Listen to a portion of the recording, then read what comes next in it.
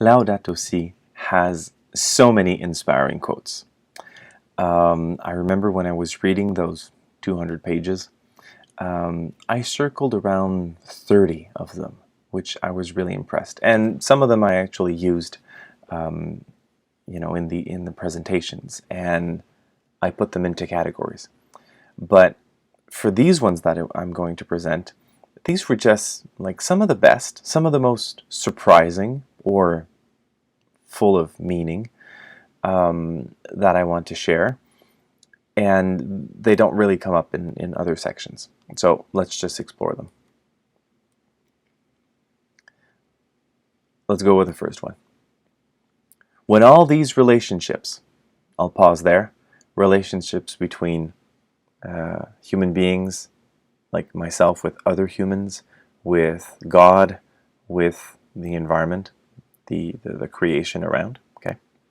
So when all these relationships are neglected, when justice no longer dwells in the land, the Bible tells us that life itself is endangered.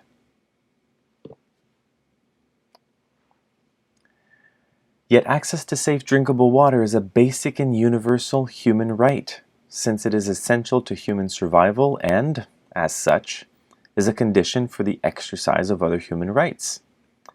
Our world has a grave social debt toward the poor who lack access to drinking water, because they're denied the right to a life consistent with their inalienable dignity. Like, water is just too important to ignore that problem.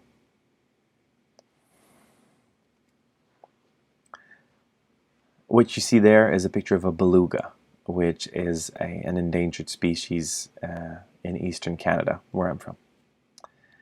Because of us, thousands of species will no longer give glory to God by their very existence, nor convey their message to us. We have no such right.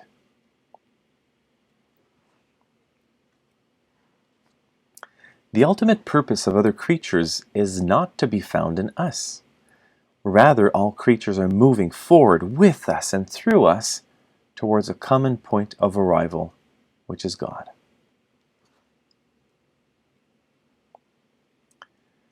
A technology severed from ethics will not easily be able to limit its own power.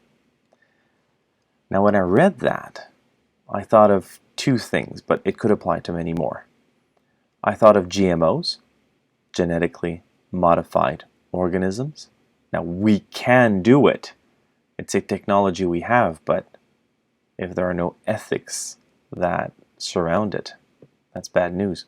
And the other one is AI, artificial intelligence. Where are we going with this? What are our ethics while we're, building these thinking machines? Okay, this one's cute, and it goes back to just, our habits. My own parents would go to Mass every Sunday, but we would never say blessing at the table. And most people around me in my culture don't do a blessing at the table. So here's how cute it is. That moment of blessing, however brief, reminds us of our dependence on God for life. It strengthens our feeling of gratitude for the gifts of creation.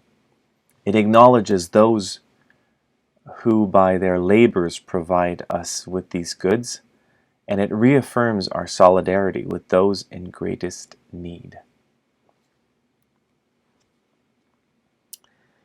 In this one, I could see lots of millennials, even older than millennials, and just seeing that, this is a problem.